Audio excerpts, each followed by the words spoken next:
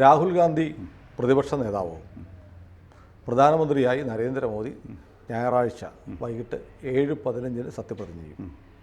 എങ്ങനെ കാണുന്നു രാഷ്ട്രീയ മാറ്റത്തെ? രാഷ്ട്രീയ മാറ്റത്തിൽ നമുക്കധികം പറയേണ്ട ആവശ്യമില്ല. എല്ലാവരും പറയുന്നത് മോഡിക്ക് ഒരു ഒറ്റയാൻ ഭരണമാണ് ശീലമുള്ളത്. മുഖ്യമന്ത്രിയായിരുന്നപ്പോൾ അദ്ദേഹത്തോട് ആരും ചോദിക്കാനില്ലായിരുന്നു. സ്വന്തം പാർട്ടിക്ക് തന്നെ ഭൂരിപക്ഷം ഉണ്ടായിരുന്നു. പിന്നെ പാർലമെൻറ്റിൽ ഇപ്പോൾ ഈ കഴിഞ്ഞ 2 ടേംസിലും അദ്ദേഹത്തോട് ആർക്കും ഒന്നും പറയാൻ ധൈര്യം വരില്ലായിരുന്നു. കാരണം എന്താണെന്ന് വെച്ച് കഴിഞ്ഞാൽ ഈ BJPക്ക് സ്വയം ഭൂരിപക്ഷമുണ്ട്. പക്ഷെ ഇപ്പോഴത്തെ സാഹചര്യത്തിൽ he has to depend on mainly to others. ഒരാൾ നായിഡു ആണ്, ഒരാൾ നിതീഷ്. ഈ രണ്ടുപേരെയും അത്ര വിശ്വസിക്കാൻ പറ്റുന്ന ആൾക്കാരാണോ എന്നൊരു സംശയം അതുമുണ്ട്.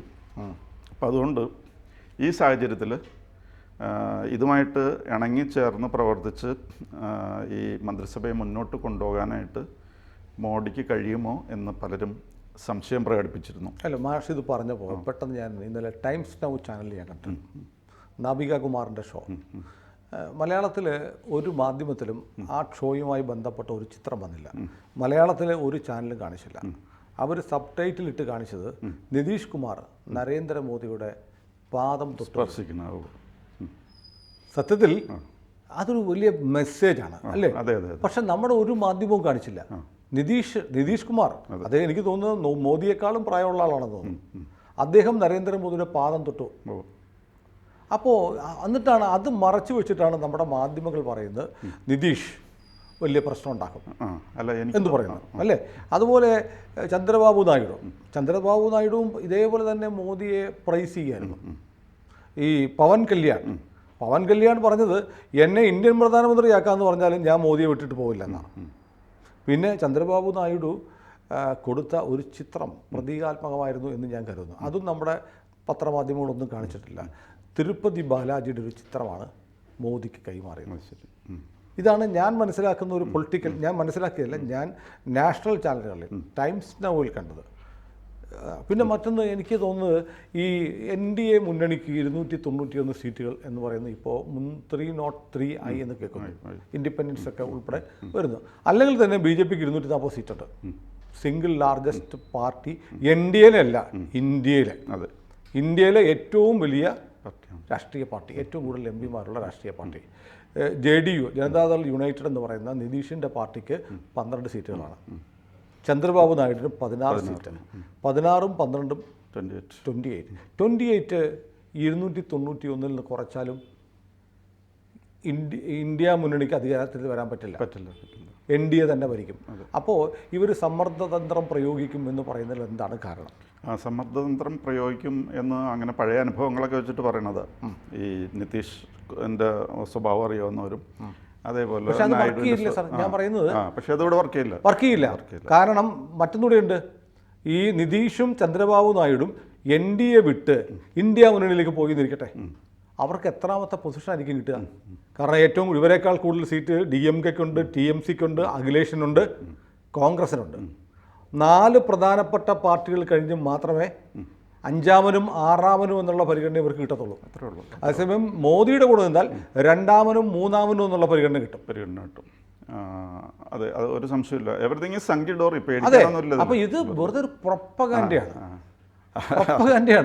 അതിപ്പോൾ ഷെയർ മാർക്കറ്റിൽ പറ്റിയ പോലെ ആദ്യം ഒരു പാനിക് വന്നെല്ലാം പ്രശ്നം ഉണ്ടായല്ലോ, അത് തിരിച്ചു വന്നു. കാരണം അതിനകത്ത് ഞാൻ മനസ്സിലാക്കുന്നത് ഇപ്പോൾ ജോർജ് സോറസിനെ പോലെയുള്ള വിദേശ ശക്തികൾ നമ്മുടെ തെരഞ്ഞെടുപ്പിൽ വ്യാപകമായി ഇടപെട്ടു എന്നുള്ള ആക്ഷേപം നിലനിൽക്കുന്നുണ്ട്. ഇസ്രയേലിൽ നിന്നുള്ള ഒരു കമ്പനി തന്നെ OpenAI തന്നെ പറഞ്ഞു, ഞങ്ങളുടെ രാജ്യത്തെ ഒരു കമ്പനിയെ ഉപയോഗിച്ച്, ഇസ്രയേലി കമ്പനിയെ ഉപയോഗിച്ച് ഇന്ത്യൻ തെരഞ്ഞെടുപ്പിനെ അട്ടിമറിക്കാനുള്ള ശ്രമം നടന്നു, ഞങ്ങളത് ബ്ലോക്ക് ചെയ്തു എന്ന് പറയുന്നു. ഇതുപോലെ ചൈനയിൽ നിന്ന് വന്നിട്ടുണ്ട്, പല രാജ്യങ്ങളിൽ നിന്ന് ഇടപെടൽ നടന്നിട്ടുണ്ട്. അപ്പോൾ ജോർജ് സോറസിൻ്റെ വലിയ ഫണ്ട് ഇന്ത്യൻ തെരഞ്ഞെടുപ്പിനെ അട്ടിമറിക്കാൻ വേണ്ടി, മോദി അട്ടിമറിക്കാൻ വേണ്ടി വിനിയോഗിച്ചിട്ടുണ്ട്. ആ ഫണ്ട് ഇപ്പോഴും രാഹുൽ ഗാന്ധി കൈപ്പറ്റുന്നുണ്ടെന്ന് എൻ്റെ സംശയം. കാരണം നമുക്കറിയാം, ഒരു എക്സിറ്റ് പോളിൽ ഒരു സർക്കാർ വരുന്നു എന്നറിയുമ്പോൾ സ്വാഭാവികമായും ഒരു ഹൈപ്പ് ഉണ്ടാവും. എന്നാൽ കൗണ്ടിങ് ആരംഭിച്ചു കഴിഞ്ഞ് ആ സർക്കാർ വീഴാൻ പോകുന്നു എന്ന് പറയുമ്പോൾ ഓട്ടോമാറ്റിക്കലി ഡൗൺ ആവും. അത് കഴിഞ്ഞ് സർക്കാരിന് ഭൂരിപക്ഷം കിട്ടിയപ്പോഴത്തേക്ക് ഇപ്പോൾ നോക്കൂ, റോക്കറ്റ് വേഗത്തിൽ വിപണി തിരിച്ചു വന്നു. അപ്പം നഷ്ടമൊന്നും ഉണ്ടാവുന്നില്ല, ആർക്കും 1 രൂപയുടെ നഷ്ടം ഉണ്ടായിട്ടില്ല. ഒന്നൊക്കെ ഇറങ്ങി വീണ്ടും കയറി, ഇറങ്ങിയതിൻ്റെ ഇരട്ടിയിലേറെ കയറി. അപ്പോൾ അങ്ങനെ ഒരു സംഭവം ഉണ്ടായപ്പോൾ നമ്മുടെ സ്റ്റോക്ക് മാർക്കറ്റിനെ തന്നെ സംശയത്തിൻ്റെ നിഴലിൽ നിർത്താൻ മോദി ഇന്നലെ ചോദിച്ചു EVM എന്താ, ജീവിച്ചിരിപ്പുണ്ടോ, മരിച്ചുപോയോ? ഇപ്പോൾ EVM-നെ കുറിച്ച് ആർക്കും പരാതിയില്ല. മിനിമം 230 സീറ്റിലെങ്കിലും EVM നല്ലതായിരുന്നു എന്ന് പറയുന്നത് പോലെ ആദ്യം നമ്മുടെ തെരഞ്ഞെടുപ്പ് കമ്മീഷനെ മോശമാക്കാൻ ശ്രമിച്ചു, ഇലക്ട്രോണിക് വോട്ടിംഗ് മെഷീനെ മോശമാക്കാൻ ശ്രമിച്ചു, കോടതി വരെ പോയി, കോടതി വരെ തള്ളി. ഇപ്പോൾ ഇന്ത്യൻ സമ്പദ്ഘടനയുടെ അടിസ്ഥാനമായ സ്റ്റോക്ക് മാർക്കറ്റിനെ തകർക്കാൻ സംശയത്തിൻ്റെ നിഴലിൽ നിർത്താൻ ശ്രമിക്കുകയാണ്. രാഹുൽ വിഡ്ഢിയായതുകൊണ്ടാണെന്ന് ഞാൻ കരുതുന്നില്ല. ഈ മോദിയോടുള്ള ശത്രുത മനസ്സിലാക്കാം, പക്ഷേ മോഡിയെ താറടിക്കാൻ വേണ്ടിയിട്ട് ഇന്ത്യൻ എക്കണോമിയെ തകർക്കാൻ ശ്രമിക്കുകയാണ്. അപ്പോൾ ഇനി 5 വർഷം കൂടെ തനിക്ക് ഭരണം കിട്ടാതെ വരുമ്പോൾ നമ്മുടെ സമ്പദ്ഘടനയെ തകർക്കാനുള്ള ശ്രമമാണ് രാഹുൽ ഗാന്ധി സ്റ്റോക്ക് മാർക്കറ്റിനെ കുറിച്ച് നടത്തിയത്, അല്ലേ? അതെ, അങ്ങനെ ഒരു പ്രശ്നമുണ്ട്. പിന്നെ സാറ് പറഞ്ഞ ഇവരുടെ യോജിച്ച് നീങ്ങുന്ന കാര്യത്തെ പറ്റി പറഞ്ഞപ്പോൾ പറഞ്ഞു നിതീഷ് കുമാറിൻ്റെ ബോഡി ലാംഗ്വേജ് വളരെ ഒരു ഗിവ്സ് എ മെസ്സേജ്, പോയി കാല് തൊട്ട് വന്നിരിക്കുന്നു. അതേപോലെ നായിഡു ആണെങ്കിൽ പറഞ്ഞു ഇന്ത്യ ഒരു ഗ്ലോബൽ പവറാക്കാനായിട്ട് നമ്മുടെ മോഡിക്ക് മാത്രമേ കഴിയുള്ളൂ എന്നുള്ള ടോണിൽ പറഞ്ഞു. അതപ്പോൾ അതാണ് അവരുടെ ആറ്റിറ്റ്യൂഡ്. അതേസമയം മോഡിയും ഒരുപാട് മാറിയിട്ടുണ്ട്. മോഡി അവസരത്തിനൊത്ത് ഉയരുന്നുണ്ട്, അല്ലെങ്കിൽ ഈ മാറ്റങ്ങൾ ഉൾക്കൊള്ളുന്നുണ്ട് അദ്ദേഹം. അപ്പോൾ അതിൻ്റെ ഒരു ഉദാഹരണം എന്ന് പറഞ്ഞു കഴിഞ്ഞാൽ ഈ പാർലമെൻ്ററി കമ്മിറ്റി, NDAയുടെ ജോയിൻറ്റ് പാർലമെൻ്ററി കമ്മിറ്റിക്കൊക്കെ വന്നു കഴിഞ്ഞപ്പോൾ അദ്ദേഹം ഭരണഘടന നെറ്റിയിൽ വെച്ച് ചുംബിച്ചിട്ടൊക്കെയാണ് സംസാരിക്കുന്നത്. അതേപോലെ അദ്ദേഹം മോഡി ഗ്യാരണ്ടി എന്നൊരു വാക്ക് അവിടെ ഉപയോഗിക്കുന്നില്ല.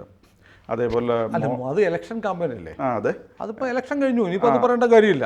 ഇല്ല. എന്നാലും മോഡി ഗവൺമെൻറ്റെന്നോ BJP ഗവൺമെൻറ്റെന്നോ അങ്ങനെ അദ്ദേഹം ഉപയോഗിക്കുന്നില്ല. NDA ഗവൺമെൻറ്റെന്നേ പറയുന്നുള്ളൂ. അല്ലാതെ BJPയുടെയോ അല്ലെങ്കിൽ മോഡിയുടെയോ ഒരു പ്രസക്തി അവിടെയൊന്നും അധികം കാണിക്കുന്നില്ല. അപ്പോൾ അദ്ദേഹം മറ്റുള്ളവരോട് കാണിക്കേണ്ട ബഹുമാനം കാണിച്ചു തന്നെയാണ് പോകുന്നത്. അല്ലാതെ സ്വന്തം അത് ഞാനൊരു സംശയം ചോദിക്കട്ടെ, NDA ഗവൺമെൻറ് തന്നെയല്ലേ കഴിഞ്ഞ 10 വർഷം ഭരിച്ചിരുന്നത്? അതെ. മോദി ഗവൺമെൻറ് എന്ന് വിളിക്കുന്നത് നമ്മളാണ് വിളിച്ചത്. പിന്നെ ഈ കഴിഞ്ഞ 10 വർഷക്കാലവും ഈ നാട്ടിലെ ആളുകൾ ആക്രമിച്ചത് നിതിൻ ഗഡ്കരി അല്ല, അമിത്ഷാ അല്ല, മോദിയെ മാത്രമാണ്. അങ്ങനെ ഒരു സിമ്പിൾ അറ്റാക്കിന് നേരിടേണ്ടി വന്നൊരു മനുഷ്യൻ എൻ്റെ ഗ്യാരണ്ടി എന്ന് പറയുന്നു. അതൊരു വ്യത്യാസമുണ്ട്. കാരണം ഇപ്പോഴത്തെ അവസ്ഥയിൽ പുതിയ ഗവൺമെൻറ് ആരംഭിക്കുകയാണ്. എനിക്ക് തോന്നുന്നില്ല NDA മോദിക്ക് ഒരു മാറ്റം വന്നു. മോദി ഭരണഘടനയെ നേരത്തെയും അംഗീകരിച്ചിട്ടുണ്ട്. BJP ഒരിക്കലും ഭരണഘടനയെ മാറ്റും എന്ന് പറഞ്ഞിട്ടില്ല. അങ്ങനെ മാറ്റാനും കഴിയില്ല. ഇനി മാത്രമല്ല, മോദി ഒരു വീക്കൻ ചെയ്ത ഒരു മോദിയാണോ? I don't think so. കാരണം മാത്രമല്ല സാർ, മറ്റൊന്നുണ്ട്. നോക്കൂ, നേരത്തെ പാർലമെന്റിൽ ലോക്സഭയിൽ ഭൂരിപക്ഷം ഉണ്ടായിരുന്നു, രാജ്യസഭയിൽ ഭൂരിപക്ഷം ഉണ്ടായിരുന്നില്ല. രാജ്യസഭയിൽ ഭൂരിപക്ഷം ഉണ്ട് ഇപ്പോൾ നരേന്ദ്രമോദിക്ക്. 12 കേന്ദ്രഭരണ പ്രദേശങ്ങൾ ഉൾപ്പെടെ 12 സംസ്ഥാനങ്ങളിൽ 0 കോൺഗ്രസിന് കിട്ടിയ സീറ്റ്. കോൺഗ്രസ് പാർട്ടിക്ക് വലിയ വിജയമുണ്ടായി എന്ന് പറയുന്നതിൽ എത്ര മണ്ടത്തരം വന്നാണ് ഞാൻ നോക്കുന്നത്. ഞാനൊരു കണക്ക് കഴിഞ്ഞ ദിവസം പറഞ്ഞിരുന്നു. അതായത് കോൺഗ്രസ് പാർട്ടി മത്സരിച്ചത് 328 സീറ്റുകളിലാണ്. 328 സീറ്റിൽ മത്സരിച്ചിട്ട് 99 ജയിച്ചുള്ളൂ. അതിൽ 217 സീറ്റുകളിൽ കോൺഗ്രസ് BJPയോട് ഏറ്റുമുട്ടി. ജയിച്ചത് എത്രയാ?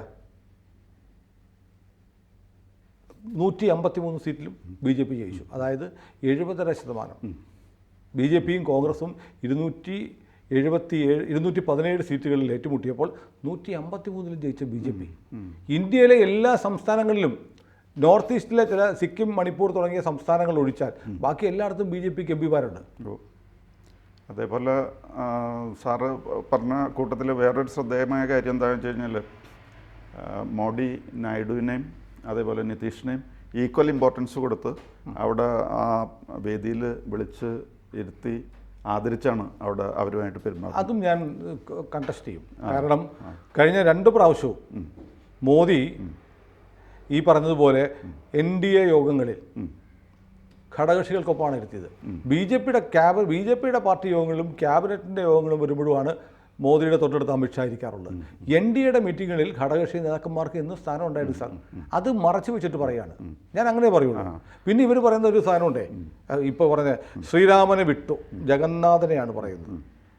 ഞാൻ ഒരു പ്രാക്ടീസിങ് ഹിന്ദുവാണ്. ഇപ്പോൾ ജഗന്നാഥൻ വിഷ്ണു തന്നെയാണ് സാർ, ശ്രീരാമനും വിഷ്ണു തന്നെയാണ്.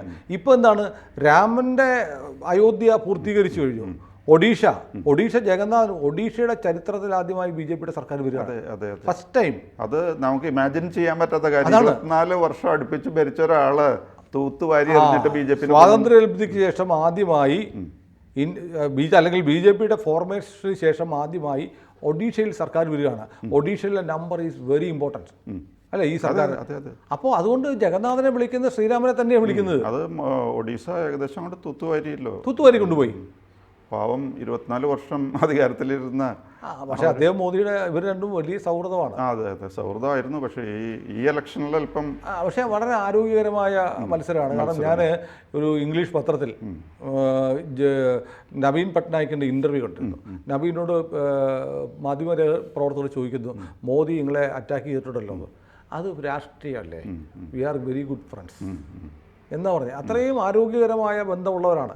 നവീനെ സംബന്ധിച്ച് എനിക്ക് തോന്നുന്നത്, ഞാൻ ഇപ്പോഴും എൻ്റെ ഒരു സ്പെക്കുലേഷനാണ്, മോദി നവീനെ കൈവിടുമെന്ന് ഞാൻ കരുതുന്നില്ല. ശരി ഉറപ്പായും നവീൻ പട്നായിക്ക് കഴിഞ്ഞ 2 മോദി സർക്കാരിനും നിർണായക ഘട്ടങ്ങളിൽ BJDയുടെ MP-മാർ അദ്ദേഹത്തിന് നിർലോഭമായ പിന്തുണയാണ് കൊടുത്തിരുന്നത്. മോദി അങ്ങനെ ഒന്നും മറക്കുന്ന ആളൊന്നുമല്ല. പാർലമെന്റിലേക്ക് എപ്പോഴും മോഡിക്ക് ഒരു സപ്പോർട്ട് കൊടുക്കുന്ന, ഹെൽപ്പ് കൊടുക്കുന്ന രീതിയിലായിരുന്നു. കാരണം വേറൊരു ലക്ഷ്യം കൂടി ഉണ്ട് അതിലവിടെ, കോൺഗ്രസ് വളർന്നു വരുന്ന ഒരു ചിന്ത കൂടി ഉണ്ടായിരിക്കാം രാഷ്ട്രീയ. ഇവിടെ കേരളത്തിൽ മാർക്സിസ്റ്റ് പാർട്ടി അധികം അങ്ങോട്ട് ശ്രദ്ധിക്കണില്ല. കാരണം അല്ലെങ്കിൽ കോൺഗ്രസ് വളരുമെന്ന് ഇവിടെ ഭയമുള്ളത് കൊണ്ട് മാർക്സിസ്റ്റ് പാർട്ടിയുടെ പല കാര്യങ്ങളും മോഡി അധികം ശ്രദ്ധിക്കാറില്ല. എന്തെങ്കിലും ആയിക്കോട്ടെ എന്നുള്ള രീതിയാണ്. അവിടെയും ഈ നമ്മുടെ നവീൻ പട്നായിക്ക് കാണുന്ന ഒരു പോയിന്റ് എന്താണെന്ന് വെച്ച് കഴിഞ്ഞാൽ, കോൺഗ്രസ് വളർന്ന അദ്ദേഹത്തിന് ശല്യമാണ്. മാത്രമല്ല അദ്ദേഹത്തെ സംബന്ധിച്ച് അദ്ദേഹം ഒരു ജീവിതത്തിൻ്റെ സായാഹ്നത്തിലൂടെ സഞ്ചരിക്കുന്ന ഒരാളാണ്. മക്കളുമില്ല. അപ്പോൾ പിന്നെ അദ്ദേഹത്തിന് പാണ്ഡ്യൻ എന്ന് പറയുന്ന ഒരു പുള്ളിയുടെ സഹായിയായ IAS ഓഫീസറെ അടുത്ത അനന്തരാവകാശിയാക്കുമോ എന്നുള്ള വിവാദമൊക്കെ വന്നിരുന്നു.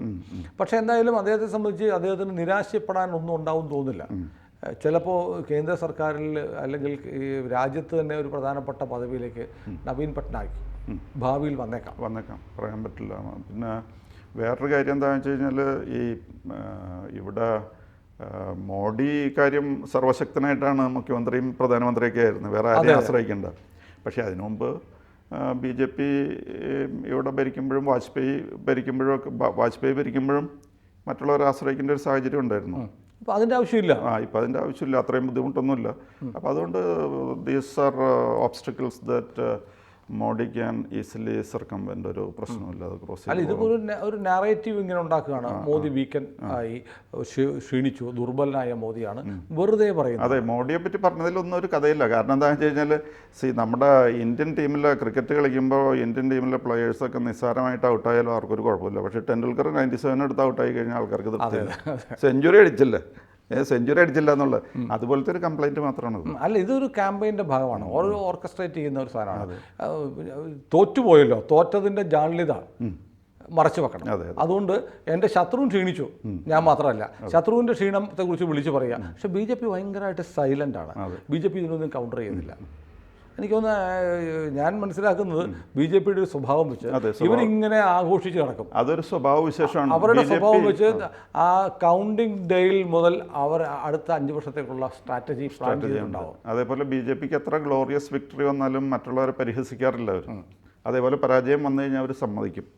നമ്മുടെ മാർക്സിസ്റ്റ് പാർട്ടി ആണെങ്കിൽ അങ്ങനെ ആയിരിക്കില്ല കേരളത്തിൽ. ആ രീതിയല്ല BJPക്ക് വിക്ടറി ഉണ്ടെങ്കിലും അതേപോലെ ഡിഫീറ്റ് ഉണ്ടെങ്കിലും അവർ റൈറ്റ് സ്പിരിറ്റിൽ അവരത് എടുക്കാറുള്ളൂ. അങ്ങനെ ഒരു പ്രത്യേകത അല്ല. ഈ സാധാരണഗതിയിൽ തോറ്റ കക്ഷികളെ അംഗീകരിച്ചുകൊണ്ട് ഞങ്ങൾ പ്രതിപക്ഷത്തിരിക്കും എന്ന് പ്രതിപക്ഷത്തെ പ്രബല കക്ഷികൾ പറയേണ്ടതാണ്. ഇന്ന് വരെ അവരത് പറഞ്ഞിട്ടില്ല. ഞങ്ങളൊരു റെസ്പോൺസിബിൾ ഓപ്പോസിഷനായിട്ട് നിൽക്കുമെന്ന് അവർ പറഞ്ഞിട്ടില്ല. രാഹുൽ ഗാന്ധിക്ക് പറയാമായിരുന്നു.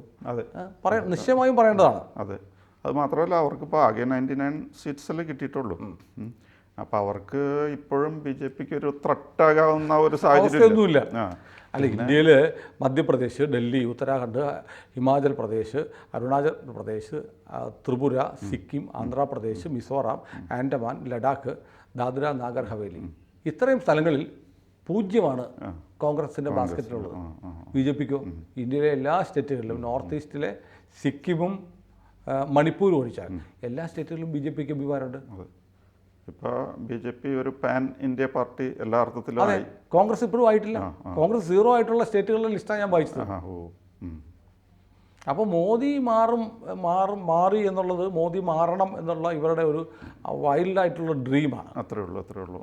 മാത്രമല്ല ശ്രദ്ധിച്ചിരുന്നോ, UCC നടപ്പാക്കുന്നതിൽ ഞങ്ങൾക്ക് എതിർപ്പില്ല എന്ന് ജനതാദൾ യുണൈറ്റഡ് നിതീഷ് കുമാറിൻ്റെ പാർട്ടി പറഞ്ഞിട്ടുണ്ട്. അപ്പോൾ പിന്നെ എവിടെ മാറിയതാണ്? അത്രേ ഉള്ളൂ. അത് തന്നെയല്ല, ഇവർക്ക് ഈ രണ്ട് കക്ഷികൾക്കും മോഡിനെ വിട്ടുപോയിട്ട് കാര്യമൊന്നുമില്ല, ഒരു കാര്യമില്ല. അതാണ് അവർ ഇന്ത്യ മുന്നണിയിൽ പോയാൽ ഇവർക്ക് എന്ത് കിട്ടും? ഇവർ ഇവിടെ നിന്ന് പൊളിച്ച് അങ്ങോട്ട് പോയതുകൊണ്ട് അവിടെ ഒന്നും ചെയ്യാൻ പറ്റില്ല. അതിലും വലിയ പൊളിക്കൽ മോഡി അവിടെ പൊളിച്ച് കൂടുതൽ ആൾക്കാരെ ഇങ്ങോട്ട് കൊടുക്കും. 231 സീറ്റ് ഇന്ത്യ മുന്നണി എന്ന് പറയുന്നുണ്ടല്ലോ, 231 ഉണ്ടോ ആക്ച്വലി അവർക്ക്? മമത പറഞ്ഞിട്ടില്ല എൻ്റെ സപ്പോർട്ട് ഇന്ത്യ മുന്നണിക്ക് ഇപ്പോഴും ഉണ്ടെന്ന്. കാരണം മമതയും കോൺഗ്രസും കൂടെ ബംഗാളിൽ പരസ്പരം മത്സരിക്കുകയായിരുന്നു. ആം ആദ്മി പാർട്ടിക്ക് 2-3 സീറ്റുണ്ട്. അവർ ഇന്ത്യ മുന്നണിക്ക് സപ്പോർട്ട് കൊടുക്കുമെന്ന് പറഞ്ഞിട്ടില്ല. മാത്രമല്ല ദില്ലി തെരഞ്ഞെടുപ്പിൽ കോൺഗ്രസുമായിട്ട് ഒരു ബന്ധവും ഇല്ലെന്ന് ആം ആദ്മി പാർട്ടി പറയുകയും ചെയ്തു. ഇപ്പോൾ വരാൻ പോവാണ്. അപ്പോൾ ആം ആദ്മി പാർട്ടിയിൽ മിനിമം TMCയും ആപ്പും ഉണ്ടോ ഇന്ത്യ മുന്നണിയിൽ? അല്ല, അതിപ്പോൾ ആ നമ്പർ തികഞ്ഞ് ഗവൺമെൻറ് ഫോം ചെയ്യാൻ പോകണമെന്ന് കണ്ടു കഴിഞ്ഞാൽ മമത പുള്ളിക്കാരത്തിയുടെ സ്വഭാവമൊക്കെ കാണിക്കും. അതെ. അപ്പോൾ മോദി മാറി എന്നുള്ള ഒരു കമ്പനി നടക്കട്ടെ, അവർക്ക് അങ്ങനെ ഒരു സമാധാനം കിട്ടട്ടെ, അത്രേ ഉള്ളൂ. കൂടുതൽ വാർത്തകളും വിശേഷങ്ങളും നിങ്ങളിലേക്ക് എത്താൻ ABC മലയാളം സബ്സ്ക്രൈബ് ചെയ്യുക, ബെൽ ബട്ടണും അമർത്തുക.